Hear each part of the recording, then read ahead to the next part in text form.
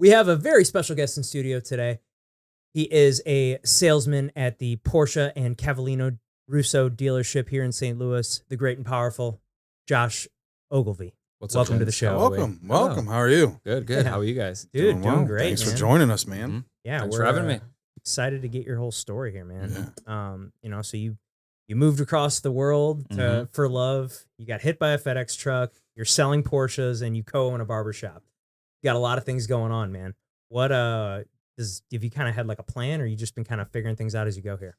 I think I had a plan, moving over to get married. That's what you do. And you just, okay, I got my wife to figure it out. And then when that didn't work out, I've just winged it, I guess. Just made some good decisions, made some bad decisions, made some average decisions. And I think most of it has just been winging it, actually, to be honest. So Yeah. figuring it out.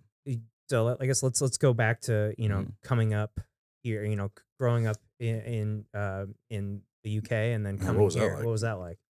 Different. Compared to here. It's crazy because they say that America and England is two nations divided by a common language. So even though we speak the same language, it's kind of different, and you can't really pinpoint exactly what's different. You just feel different, even though you feel similar. So, growing up in England, I was there for 25 years, same friends since I was basically adopted. So, whole way through building a lot of relationships, leaving them was tough. You move into a new country,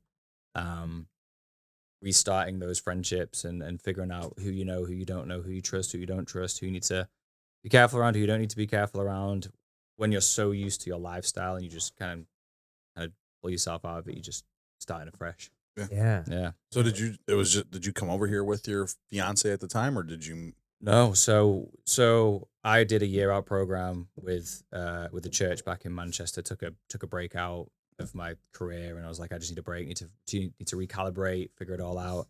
And she's from St. Louis, so we met in South Africa in Cape Town. We were doing prison rehabilitation and stuff like that. So that's where we met, and then we decided, okay, I think the best bet is for me to come to America rather than her to come to England. So there's more opportunity, I think, for her, and as she was there, I think it would have been easier for me to make the adjustment than for her. So that was the decision that we made, is I would come here and start all over again, which is funny. So you guys met before you guys, or did you guys meet in South Africa? In South Africa. So I was just this little missionary, whatever worker, and then she was project manager, and we just hit it off. Okay. Yeah. And then you're like, all right, I guess I'll I move guess to the US. I guess I'll move to the US. 90-day fiance. Yeah. Mail ordered groom. Mail ordered groom. Yeah, mail order groom. I like this one. We'll go for him. He's all right. Yeah, for sure. Well, like culturally, what would you say are like the biggest differences from England to the US in your experience so far? Because how many years have you been here now? It'll be 7 years in September. So 7 years. So that's a really good question. Again, like I said earlier, it's so hard to pinpoint exactly what. I would say that I think English, we're so brash and just direct that it comes across super rude, kind of saying it how it is. Whereas I feel like whereas I feel like in America it can be very surface level, and like everyone just keeps each other happy. There's no kind of accountability. There's no kind of just like, if your friend's acting like a douchebag, it's kind of like, oh, it's okay, don't worry about it. Like if I'm acting like an idiot, tell me. Like my friends back home will be like, what are you doing that for, you moron? Like why would you do that? So is that what they said when you were moving to America? For sure. Like, you're just a moron, Mo. You're a moron. Why are you doing that? And I would say even down to even selling cars in the US was very different. In the UK was very different to selling in the US. It's very fast paced. I buy the car now and I sell it now and I get it delivered now. In England, you buy the car, you go through all the paperwork, and then you just pick it up 2 or 3 days later. And it's just, okay, that's just the process. And I was like, that was the biggest adjustment for me, was being like, no, you got to deliver it right now. I was like, how? Like, what do you mean? Like in England, we had each of the specific models on the lot, and you test drive that one, and then you pick out which one you want. And then 3 days later, it gets PDI'd and detailed, and then you deliver it a few days later, which is actually, I think, is really nice, because all you're focusing on the day to pick up the car is picking up the car, and you just make it super nice, having little plaques, Mr. and Mrs. Smith, here's your car. And I think that's something that could be utilized more. But I think in America, if you did that, they just look for a better deal and call you back a week later and be like, hey, I found it cheaper in Jamaica or something. I don't know. So can you get it shipped for free? So, Damn. So yeah, and that's great. So you sold cars over there too, obviously. yes, I've been selling cars since I was 17. So Wow. yeah, Damn. so Awesome. it's while too long. Yeah. Too long. Were you selling luxury vehicles over there too? So actually, I spent most of my time with Mazda. Okay. Mazda in England. So I did a little bit of Mercedes Benz, but again, it's such a different vibe. It's the income potential in England is quarter of what you do and make here in America. It's just very saturated. So, Mazda was a decent brand to be a part of. They're doing a really good job of kind of breaking into that luxury market and do a really good job of it actually. So yeah, I had a lot of success there and enjoyed it. And so what are some, so coming over here, you get married, right? How long after being here were you guys married? Did you get So married? I moved here. So I flew over September the 28th, got married October the 7th. Oh, okay. So literally less than 90-day fiance. But we dated for a year or two before that. Well, sorry, a year and 6 months. What was that like? Long distance, fucking country to country. It's tough. I think with time zones and everything. time zones, there's a lot of things I look back on that I was like, okay, well, that probably wasn't that was probably a bit of a red flag. And that was probably a bit of a red flag. But when you're in love with someone, you just kind of ignore a lot of this stuff. So, Right. Waking up at 4 a.m. to have a phone call before she went to bed. And then I'd be up at 7 to drive an hour to get to work. And I think, yeah, it's just very different. But long distance dating. And I feel like anyone can date long distance because you don't really have real life. It's not real life that you need to cope with. It's you fly over for a month, you get to hang out in England and Edinburgh and go to all these cool places. And I flew to St. Louis and we get to go to all these cool places, but you never really have those good times and the bad times. It just felt like good times. Mm-hmm. So I don't think it was a real perspective from her point and from my point of what real life would be like together. It was kind of like a culture shock when I moved over and you come here. I haven't even had time to adjust. You get married, my family leave. I'm like, oh my gosh, like I'm on my own now. Like this is where the rubber hits the road. And you're like, I don't have my dad to talk to. I don't have my friends. I'm like, okay, well, I guess we're just figuring this out. And the same for her as well. I think it was a bit of a culture shock because, she, even though we were together and engaged, I was halfway across the world. And it must have been just a big thing for her as well, just to adjust to that. So yeah, just big adjustments. And then, and you guys were married for how long? So we got married October 7th, 2018. So just under 4 years. Okay. 3 years, sorry. So 2022 is when the separation happened. So COVID, huh? Good old COVID. It got me too. yeah, exactly. I mean, you know what? Like COVID was one of those things where it was either make or break time, and I think we did a really good job through COVID. I'll say that. I don't think COVID was the issue in our marriage, at least. I think we'd worked well together. We just got a Great Dane, a little puppy, and so we were working on training her, and I would go because I got laid off from my job, actually. I'd started at Porsche October 2019, and we got laid off because of COVID February. And I was like, okay, well, that's it. That's my job at Porsche over. Surprisingly, they took me back. So I would call friends and be like, hey, do you need jobs doing at the house? I need to earn some money. I need to do something. Because I just can't sit at home and do nothing. It's not. I'm not wired that way.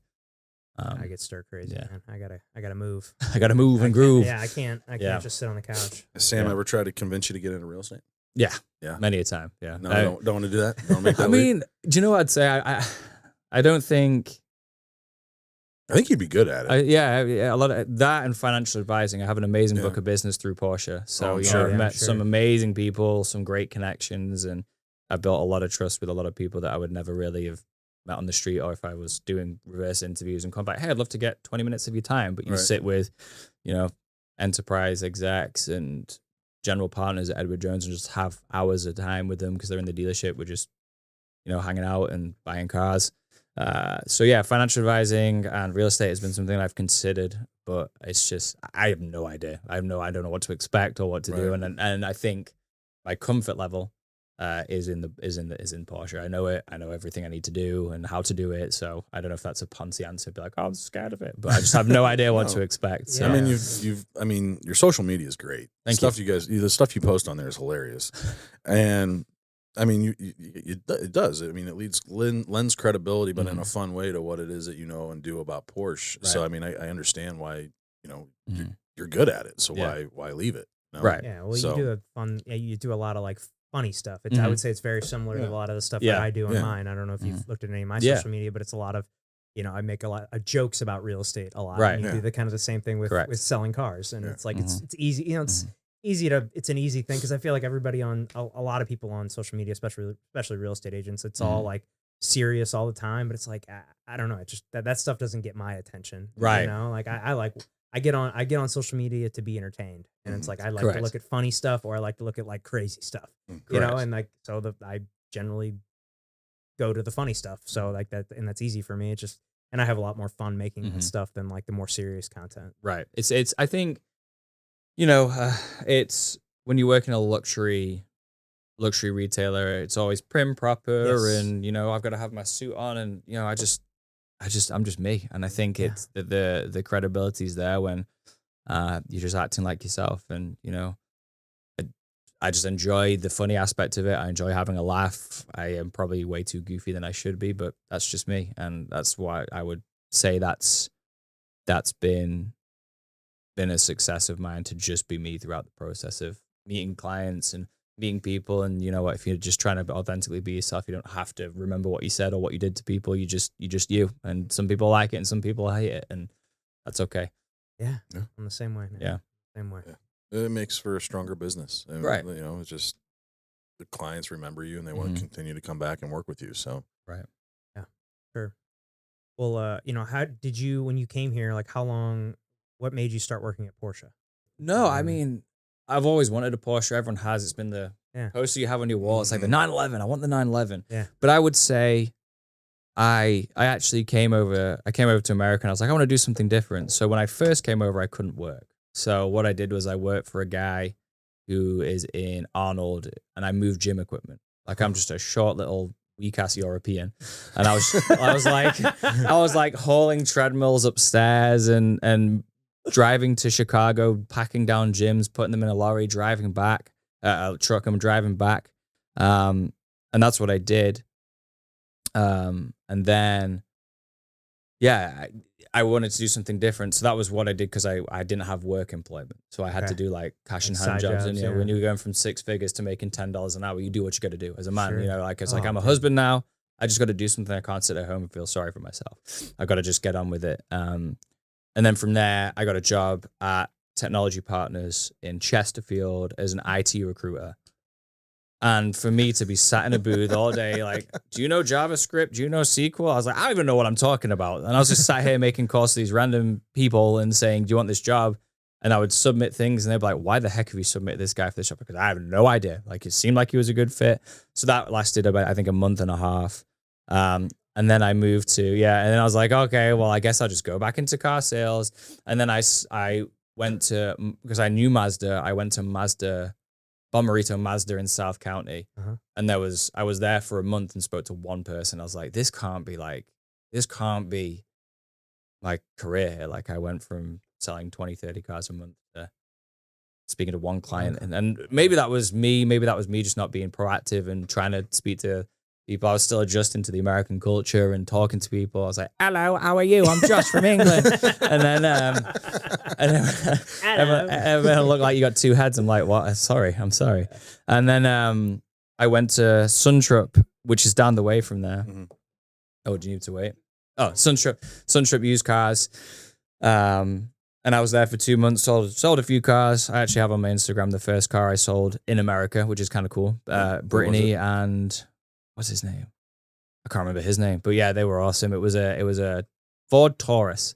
I had no idea what a Ford Taurus was. I was like, what the heck is this thing? We don't have these in England. This is cool. And so I sold that, and I was like, okay, maybe we got it. And so, sorry, what got me to Porsche? When I was dating my ex-wife, when we were flying to and from St. Louis and Manchester, I would come and visit car dealerships and be like, hey, I'm planning on moving.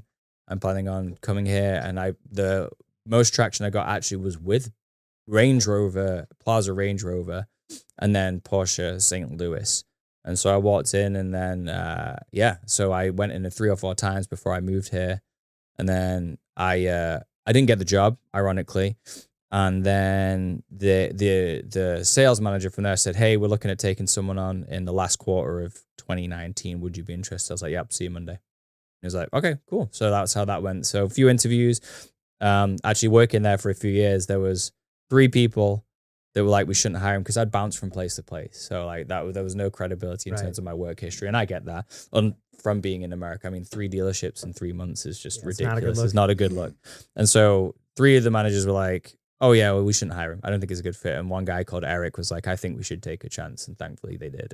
And I've been there ever since. And so my 6th year this year. That's amazing. Which is awesome. So. I'm surprised that with Range Rover, Land Rover being a UK brand, that they wouldn't take it on. You know? I don't know. It just, again, you get a vibe when you meet with people. Yeah. And I don't know. I just didn't feel I had that with there, but Porsche just felt like I was like, okay, this feels good. This feels good. Yeah, it's awesome. Awesome. Well, so I mean, what was it like after getting divorced, being by yourself here in America? Like, what was that like? What, like, going through all that alone? Like, you move over here for this, that doesn't work out, and here you are in America on your own. Right. It was a hard transition, and I think I made some stupid decisions. And, you know, when your whole identity is like, I came here to be a husband, I came here to be that, and when that leaves and you lose your dog and your money and your house and your whatever and your blah, blah, blah. And it was just an adjustment, and there's things I did well and there's things I did badly. Did you ever think about going back home? Oh, 100%. 100%. And then I went back home for it because I had the accident at the same time. So not only did that happen, and I don't think that helped towards it, like, at all. I think if I'd have been in a better mental place as well, maybe it might have worked, maybe it might have not. I think, I don't know. There was situations that happened in that marriage that were just crazy. So it was an adjustment. So I think I think as of this year has probably been the best I've been in a long time. So I still had to get back to work after the surgery and stuff. I had to get back to work to pay for everything and do everything. And it was, and then I don't have my family. I don't have anyone. I'm just figuring this all out, and I just plowed into work. What do you think you learned about yourself during that time? That I'm not as strong as I thought I was. Yeah. I think we always had this ethos of being like, oh, I'm a man and I can get through this and I can do that. And it's okay to not be okay. Like we just spoke about that earlier. Like it's okay to struggle. Yeah. And it's okay to not be your best. And it's okay to make mistakes, because we all do. We're human. Like, we're not built perfectly. We're not the Lord Christ himself, you know. Yeah. We make mistakes, and I don't think I had an identity outside of being a husband. So I was like, okay, well, I'm just what am I now? So I built some friendship groups, some good, some bad. Started the barbershop. That was awesome. And put myself into some good things finally. So yeah, it was good. Yeah. So the barbershop, how'd that come about? Actually, it's an interesting story. So one of my, I hate the word best friend, one of my closest friends, Zach, he was working at a barbershop, and then some stuff happened. And then he went from there to a single chair salon suite thing in Baldwin, so like my salon suites, which is not a bad place. But when you cut in the Blues guys and Cardinals people and, you know, some of the top level clients in St. Louis, I was like, dude, you shouldn't be in here. He's like, well, I don't know what to do. I was like, well, let's get you out of here. And so in my naivety of it, I was just like, I'll just pay for it all and we'll make it work afterwards. And so, yeah, and don't do that. It's not the best way. It doesn't matter. It doesn't matter how close you are with someone. And I'm not saying anything's bad. It's just make sure, you know, or on the flip side of it, why did I do it? Did I do it to make money, or did I do it to help my friend? And I think I would go with the latter. I did it to help my friend. So we actually started a shop in Shaw. So right near Sasha's Wine Bar. Yeah. And it was fine. Like, we had 3 barbers there, and it was great for Zach because his clientele just came wherever. Whereas the other two, it was hard for them to build clientele because you're in Shaw, there's not many walk-ins. And so, ironically, the barbershop that Zach used to work at, one of the barbers was friends with the old owner, and he was like, I just want to sell this business. I'm done with it. So I was like, perfect. Awesome, perfect. So we bought that business. So we had Shaw and we had Kirkwood at the same time, but we were hemorrhaging money. So it was $2,700 a month. Sorry, $2,700 a month for Shaw, and then $2,500 for Kirkwood. But we only had 3 barbers, which pay $300 a week, and so one of the shops was just absolutely annihilating us, and that was Shaw because it was just Zach in there, and the other 2 barbers we put in Kirkwood.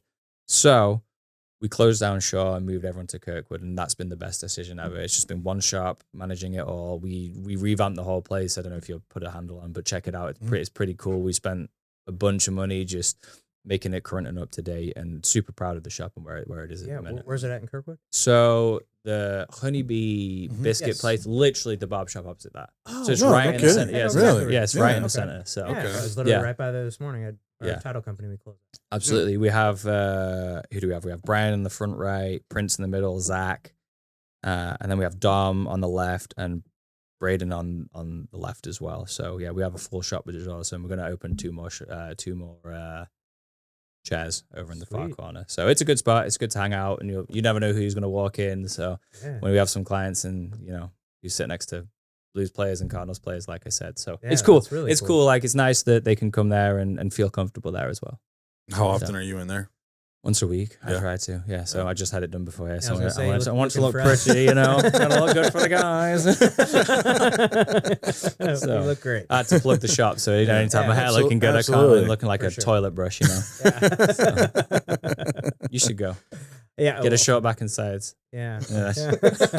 I just started just shaving the whole thing. I'm probably like 6 weeks into it now. Dude, I was just getting so tired of the way it was looking. I was right. I had the cul-de-sac in the back, and the widow's peak was so deep, and I was like, dude, I'm done. I'm like, fuck it, dude. I'm just shaving it all off. And I did kind of slowly did it. I was just doing a 2 all over for a while, and then it was like a 1 all over, and then one just day get the razor and that was literally it. I was like, I probably need to go get a haircut, and I was like, and I'm like looking at the one that I shaved my beard with right there, and I'm like, let's give this a go. Fuck it, and I didn't tell my wife, and I called her. I was like, hey, honey, I just did something. Oh, dear. Yeah, she's like, What'd you do? That could be anything. Those friends that call you. Well, I shaved off all my hair. Oh, dear. All of it. And I'm like, yeah, all of it. Oh, dear. And she was not happy. She's used to it now. But I just started. Don't get rid of the beard. No, as long as I keep the 3 beard. years old. Yeah, exactly. As long as I keep the beard, I think that's a win-win. Yeah, that's a win. I mean, thankfully I can grow that at least. Yeah. Exactly. Got more hair on my back than my fucking head at this point. I was going to say that damn testosterone. There was a point where I had so much hair on my back that he would have to blend my back hair into my neck. And I was like, damn, Zach, that's crazy. That's hilarious. But so going with this one thing I wanted to ask you, just being from England, right? And I, like I mentioned before, I listened to a podcast where the guy's from Britain a lot, and or he's from Britain, and something he brings up a lot is that per capita, England has more millionaires leaving there than any other country. Right? Is that why do you think that is? I'll go back to what I said earlier. I think just the saturation of England. You've got 60-something million people in a small little area in a country that you can fit 5 of them in Texas.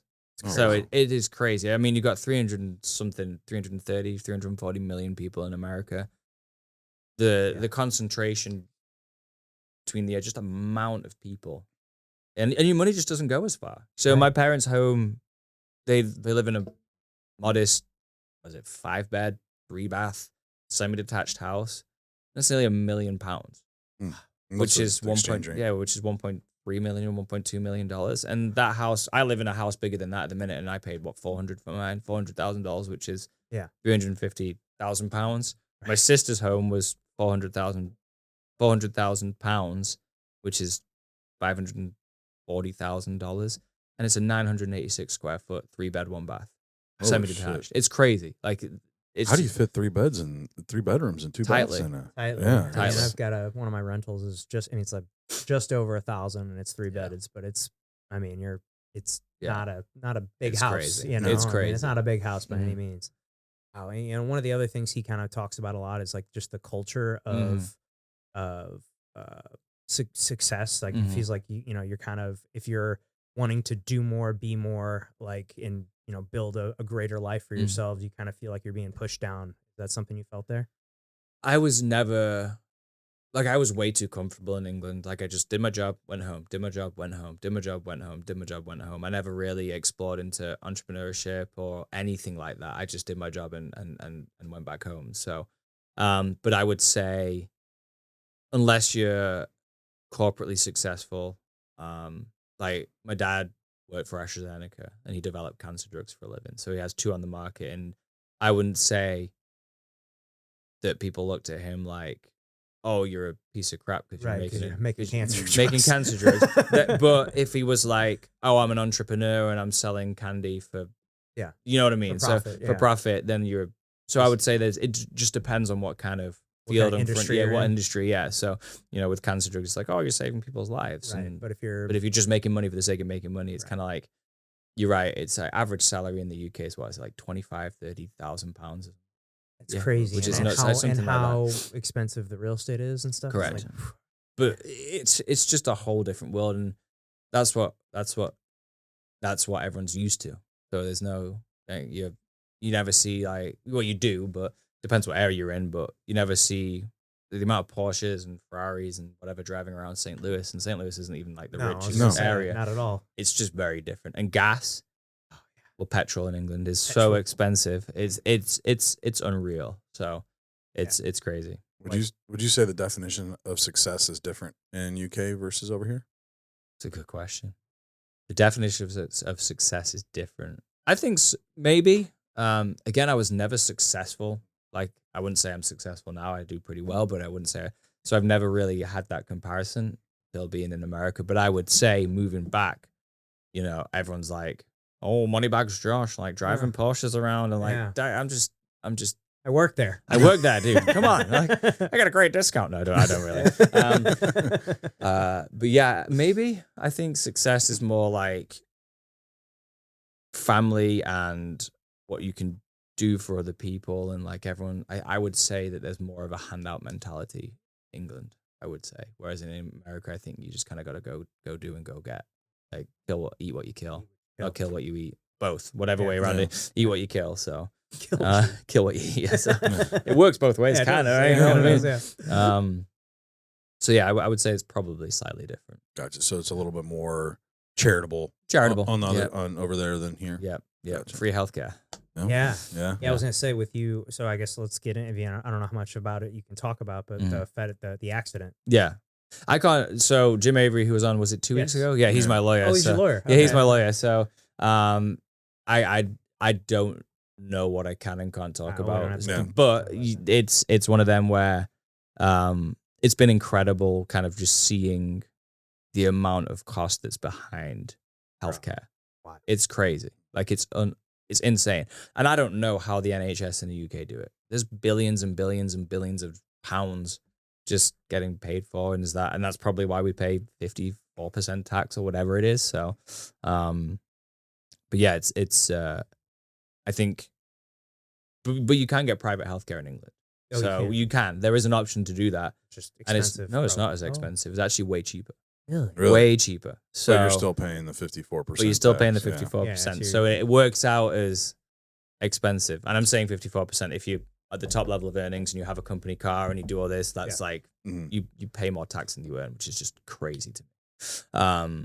But yeah, seeing that, and I've it's been an interesting journey going through that whole stuff and being in and out of hospital and different things going on and how other things affect other things, and in terms of health wise. So but yeah, it's I think the hardest battle has been the mental stuff for sure. I'm going to ask you about that because we talk about that a lot, especially, we're in July now, but June was mental health stuff.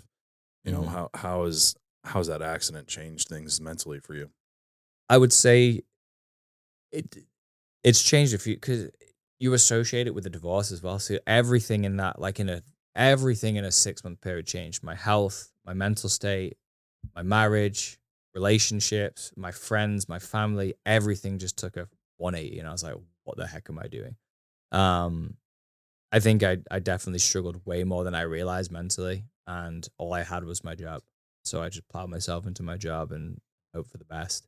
It got pretty dark sometimes, and you don't really know who to talk to because you're like, I don't know anyone well enough to be like, hey, I'm struggling with this. What do I do? But as you allow people in and you're honest about how you're feeling, it's not like, oh, you're pathetic because you're struggling with this mental mind frame. No, it's like, hey, like, how can we help? What can we talk about? What can we do? Because sometimes you just don't know what to do.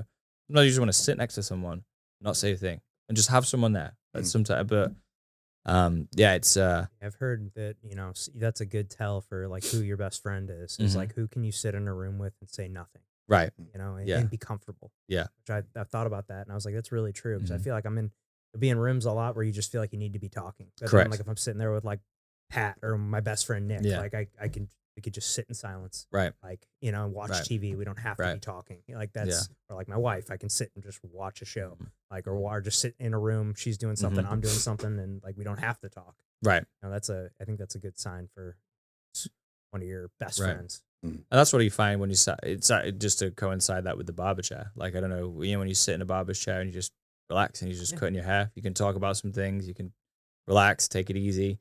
And Zach's been a very good friend throughout the years, and he's one of those people that you can sit and just you don't have to talk.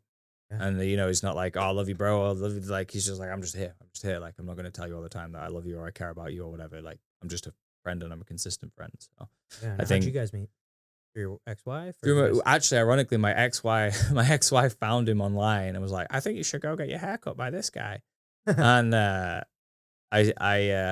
I sat in the barber's chair, and he was at Smith & Sims down in Frontenac at that point. And the biggest pet peeve for a barber is someone else, like a wife or a husband, telling someone how their hair should be cut. And I was like, hey, can I have it? And my wife was like, no, this is what we're going to do. And then so I was like, oh, no. It's my head. No. And so I just sat there and I just was like, okay, whatever. This is how it's going to go. And then I just kept going back to him, and we just hit it off. We just became good friends. We just became, and we never became good friends until after the separation and stuff. We were friends, and he took me to my first Blues game and stuff because obviously he gets tickets from the guys, and it was good. I've experienced. Went to the lake with him, like Lake of the Ozarks. The first time I went there, I was like, "What's all these cigarette boats? What is this noise? What is this craziness?" Because we you don't have anything like that in England, and shooting and hunting and guns and all that. So And America. I was like, "What is this handheld device that shoots things at high propulsion?" So I was like, "It's been good. It's been good." So I guess that's something probably didn't experience a lot over there. I never touched a gun until I was in America. Yeah. I remember actually that's a funny story. My dad, my uncles hate guns, like full on English, like, oh no, we don't do this stuff like that. We get into knife fights over here. We just stab each other. And so we're a lot more educated. For my bachelor trip, my uncles, my dad, my father-in-law at the time, and mentor, we all went for a hike up Tom Sock. And so we were all waiting in the car park, and all I hear was bang, bang, bang. My father-in-law literally walked up to my uncle, my uncles, and my dad was stood in a circle. He just shot the thing 3 times into the ground, just went, put it in his pocket and walked off. And I was like, what the heck? And they just, the whole ride back were just absolutely just like, what just happened? Like as if someone just shot me or something. It was crazy. Well, have you gotten to experience any other parts of America since you've been over here? Any other parts? Yeah. So Rosemary Beach, love that place. Yeah. Rosemary. I'll be there in 2 weeks. Oh yeah, it's amazing. It's so lovely. 30A is great. Yes. Destin, the APPA, what's it called? So where's the Grand Canyon? Arizona? Yeah. Okay. Arizona. Atlanta with Porsche a few times. Chicago. Where else have I been? Nashville. Probably other places, but not as much traveling as I would like to do. Mm-hmm. That's definitely something I want to do and explore a wee bit more. Yeah, me too. There's a lot. I've been here my whole life, and there's a lot of places. Same. I've never even been to the Grand Canyon. Oh, really? Yeah. You should. It's pretty impressive. That's what I've heard. You feel incredible. very minuscule. Like sat in this whole cavern, and you're like, oh my gosh, like this is nuts. Crazy. That's definitely on the bucket list for sure. I will say that was one of that was a great perk with baseball, is getting to see getting to see a lot of the country. So I mean, obviously not all the big things, but I mean, got to see some cool little towns and things like that that you wouldn't just travel to, but are really cool.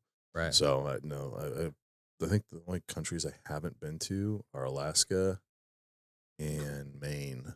Are the only two that I haven't been to.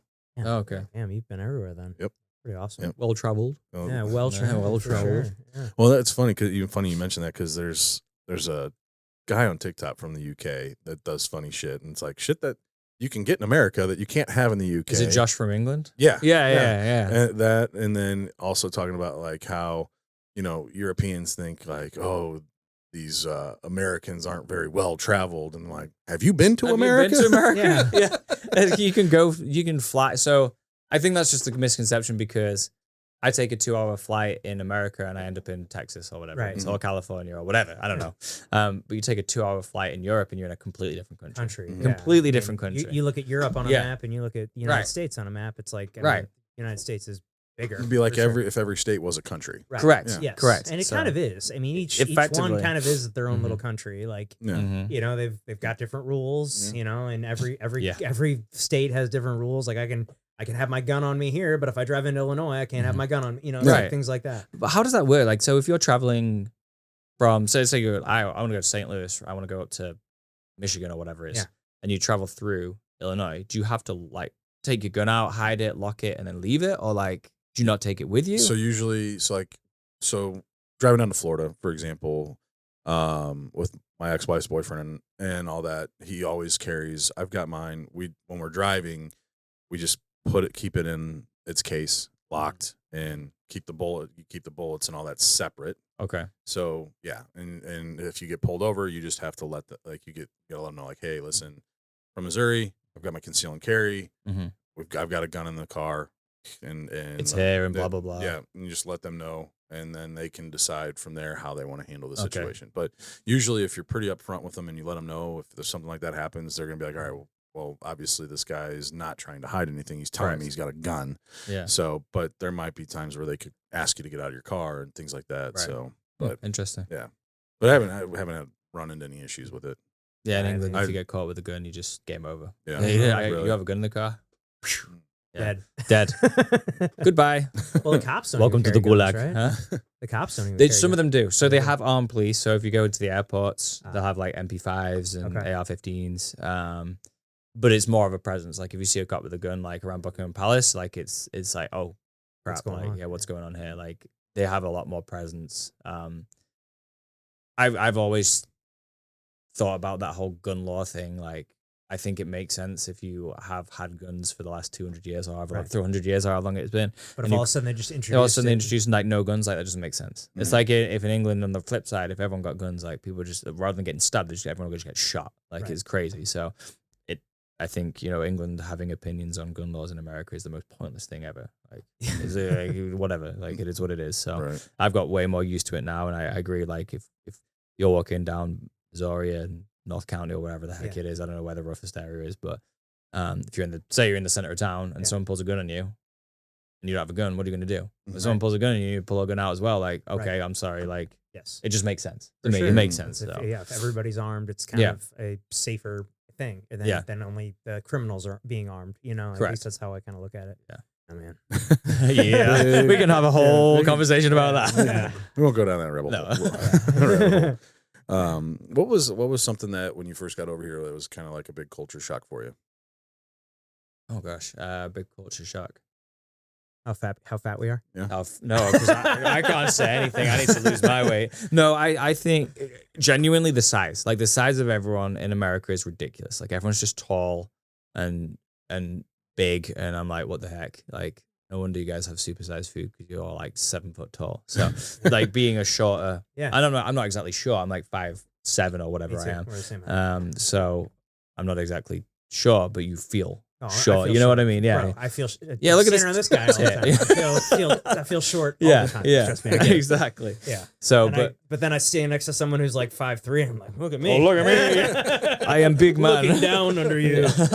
Yeah. And I would say that's the only thing. But culture, like, you asked me that question. Like, culturally, it's just, I think it's harder to build deeper friendships, like super deep friendships. And so people pick up and drop you whenever. But that's been the only thing. Like, and other than that, it's been kind of fun redefining myself here in America. Yeah. And you see yourself staying here for the long haul? Oh, for sure. Yeah, you're here. You're not going back. I don't think so, No. unless everything goes crazy. I mean, who knows? Who knows what the future has in store? But as it stands, I bought a house and settled here and have my career, and there's no reason I'd just be starting again from the beginning, Right. in England. So, You got it pretty good here. Right. I hope so. Yeah. I think I've done okay. Yeah. So I'm gonna take it for granted. And that family, all your family still back in Everyone. Yeah. Everyone. So my mom, my dad, my sister, nephews. I come from a huge family in England, so it's like 38 of us in total. And that's just on my dad's side. So my mom's side, there's a little less. So How often are you talking to them, or? I try and talk to them every other day or every few days. Too much. My dad's not a very talkative person. He's great, awesome guy, but it's usually same conversations, and it's so hard over FaceTime. It's just different, you know. Having that face-to-face time is on the time zone thing too. Right. It's like, what's the time difference between here? 6 hours ahead. Okay. So it's 6 hours ahead. And they were super supportive through the door. My dad actually came over. I was living out in Chesterfield, and he slept on the couch just to be there. Yeah, he's a great. Yeah, he's a good dad. He's a good man. Do they come over often? We try and see each other every year, whether I go there Or they come here? or they come here. I've been back in 7 years, 6, 8 years. I've been back 3 times. So not as much as I like. And you go back and people are having kids in 2 years and getting married, and you're like, what the heck? Whoa, Like, it's that's so so like, different. I'm like completely different. I see my nephews, and when I left America, my nephew was 6 months old, and now he's 7, and my other nephew's 13 this year. I'm like, I just feel like I'm just missing out on all this crazy stuff going on. But yeah, it's where I'm at. Do they ever come over here? Yeah, they do. Oh, my nephews? Mhm. No, they've never been. No. My sister's an interesting one. So, Okay. Yeah, she's a good egg, but she's. Is it just your sister is your only sibling? My sister's my only sibling. She was adopted from a different family. Okay. So yeah, my mom, my dad, and my sister are all from different families, which is like wow. a blending pot of people, which is Okay. cool. That is cool. Yeah. Well, you mentioned in the questionnaire about being like a father figure to your friends' kids and all that. And do you think being a father figure without being a biological father has taught you anything unique about manhood? Yeah, I think it's taught me that when you're a father figure without being a father, I think it would be easy for you to just be like, hey, I'm not interested anymore. But you've got to make a decision to through the thick and the thin. It's like, look, and a lot of the father figureness in that aspect is more like an uncle, I would say. Like, You're the funkle. Yeah, the funkle. It can get a little crazy because I'm just a big kid myself. So as you've experienced before, Pat. But it's great. Like, I think there's just kids have this bullshit meter. Excuse my French, but whether you're a genuinely good person or not, and they can pick that up pretty quickly. And I think I just get on well with young adults, kids, adults. I just have a joy of people. I just love people. So, but yeah, it's definitely taught me that you've got to make a decision. And even through marriage, like that breaking down your decision when you marry someone, or you want to choose to be in a relationship with someone, there's always going to be things that come up, or people that come up, or better looking people, or worse looking people.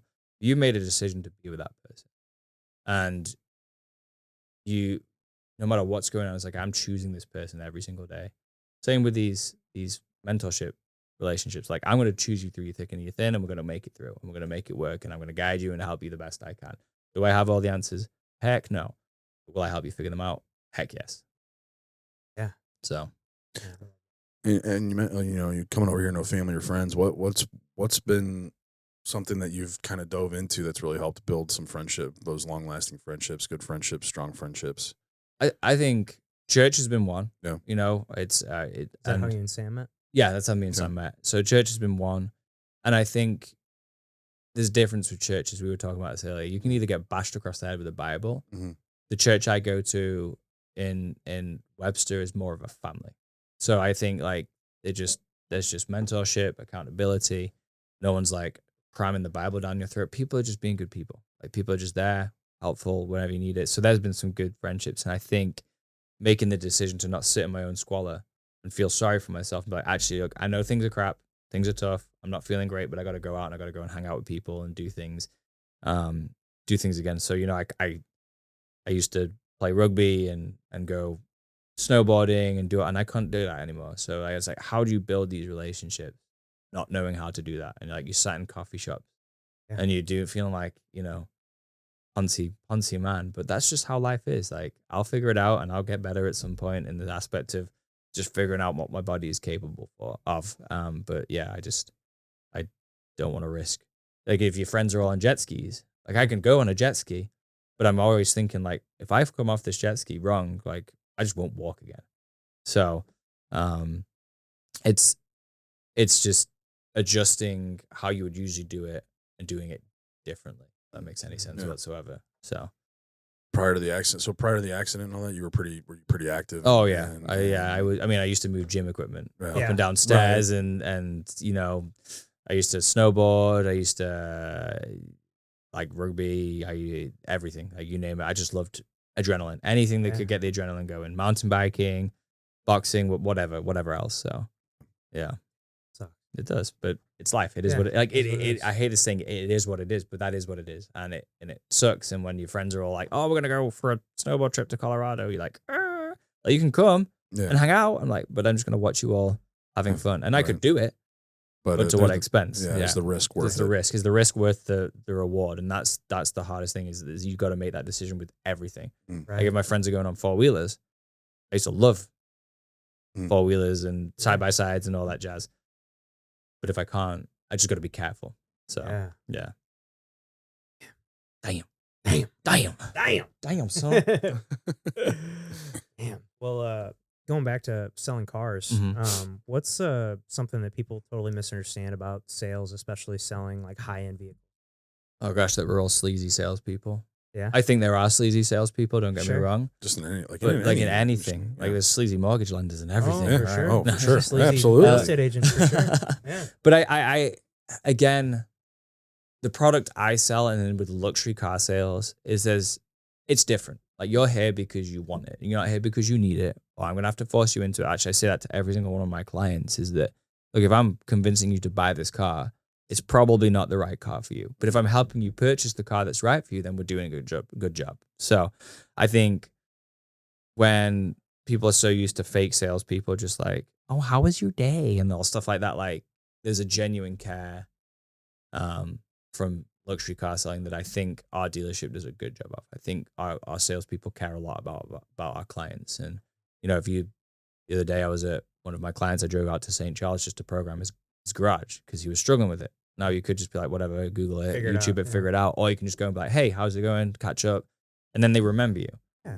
The opportunity to build value and redefine the role of a salesperson. Because through COVID, I think it made salespeople lazy. Because people are desperate to buy. And and all these people now, a year or two later after COVID, you're actually going to have to sell cars. And it's different. And everyone's like figuring everything out again. And people paying 10, 15, 20, 30, 40, $50,000 over for cars. Well, what position are they in now?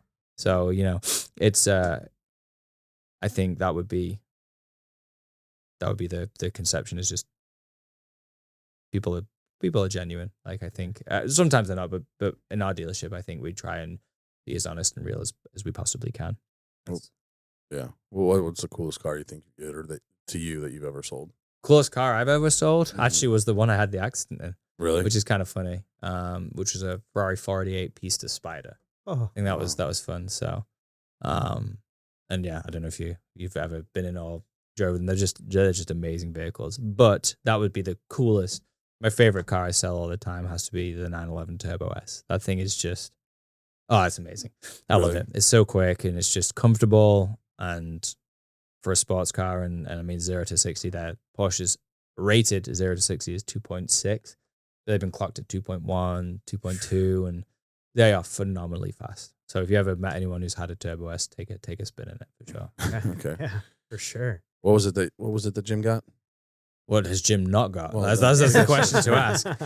Jim just got a GT3 RS, which is not the pinnacle of straight line speed. Now it's still quick. It's like 3.10 to 60, but 3.40 to 60, I think. Gosh, that's bad. I can't remember that. Anyway, either way, the thing has 1,800 pounds of downforce more than the previous generation GT3. So the reason for that is round the corner, there's nothing that's going to get around the corner quicker than a GT3 RS. The big wing, the aero kits, everything like that. So he has the pinnacle of Porsche Motorsport. The Turbo S is the pinnacle of just straight line aggressive stupidity, which the Turbo S will still corner quickly, but not as aggressively or as well as the GT3 RS. So yeah. So you've seen it, I assume. Have you been in it? I have not. Oh, you need to. It's that gray one, right? Yeah. Sick. It's Yeah, cool. He pulled up in that when he did the podcast that day. Yeah. And I remember pulling up. I was like, "Who the fuck is driving that?" Yeah, that's big Jim, big Jim, Yeah. Avery and Drew Law. Yeah. Damn, man. Yeah. Well, I would imagine in at Porsche, you guys probably have some people that come in and just like kick tires, right?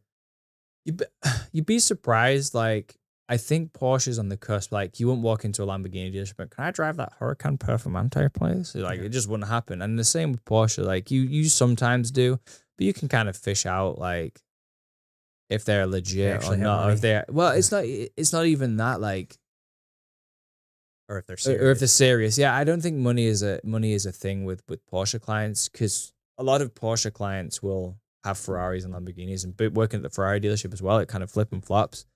I don't think money's a thing, but I think the seriousness of it, like, again, someone wants to buy the car, or if they're just like, I don't really care. So yeah, I'm assuming a lot of your clients now are not just here in St. Louis. You're getting orders from all over the country. Right. Yeah. Right. Oh, Yeah. Probably All the over. majority. Well, so Porsche have just stopped this, but we used to not be able to sell out of state. Ferrari cannot sell out of state new cars. Why? Really? Because they have order banks, and so if there is you have to buy within the Ferrari dealership that's closest to you. So, for example, if someone lives right between Nashville and St. Louis, whichever one's closest is where they have to do their order, unless you have an established relationship. So that mentality of, I have to buy this car and that car to buy that car, that's if you want to buy from a different dealership, or if you want to have the exclusive orders. So there's truth in that as well. Can you elaborate on that a little bit for the people out there that don't know with like Ferrari, how like can't just like go buy one, or That was explain it. that. Yeah. So there are certain models you can buy. So like the 296s, but the problem is there's so limited productions that they will prioritize established relationships, which is a great business model, but a really bad one at the same time. Because if, for example, if I or you come into substantial amounts of money, where do you start? Where do you start your relationship? Do you have to pay over for a used car? Probably, but that's just because like, you could go in at the right time and someone's canceled their Ferrari order, and you're like, okay, I'll jump on that one. So that is usually the process. It's like, if you have a client who's you've sold 5 houses to, and you have a new client, and you know this one you sold 5 houses to is looking for a house, and you have an appointment at the same time, which one are you going to go for? 5 houses. Correct. Yeah. So it's the same with if someone's bought 5 Ferraris or 5 Porsches or 6 Ferraris and 3 Porsches. Are they going to have credibility over the one that's just like, I want to buy this car? And, it's so hard to know what the right or wrong thing is. All I can do is represent my client in the best way. But I usually set up, like, for example, Jim, when I first met Jim, which was 3 years ago, he was like, I want the GT3 RS. I said, Jim, it's probably not going to happen. Like, it's probably not. Like, I'm just going to be straightforward. We can establish relationships and you can buy as many cars as possible, but I just want to say, like, it's probably not going to happen.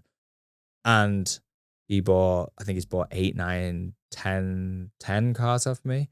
And we finally got him the GT3 RS, which the only reason we got him that is because we got an extra pool car, which sometimes can happen. Extra pool car from Porsche. I said, Jim, like, you need to jump on this. Like, I'm going to sell it to someone else if you don't make the decision like now. And I don't mean to be so upfront with you. Like, done, just done. Like, that was what he wanted. And the journey to it is the journey getting there. But that's the pinnacle of, like, he's like, I've got what I've wanted now, and I've made it, like, in the sense of, like, and now he's at a position now where he can just call the GM and be like, look, I want this car, I want that car, I want this car. Again, within reason, because there's certain models with Porsche you can't get. Right. So It's is it just that they just don't sell them here, or is it just so? For example, they've got the GT2 RS coming out. I don't even know what's going to happen with that. It's going to be $750,000 maybe, and they're going to make X amount of them. So, I'd love to get everyone I can one of them, but I think that's going to be a car that Porsche will be like, hey, do you guys want this? Or you had a 918 Spider 10 years ago. Do you want to buy this one? So there's just, and Porsche do a good job of, they got the Macan right up to the 911, and they've done a good job of not devaluing the 911 by having the Macan.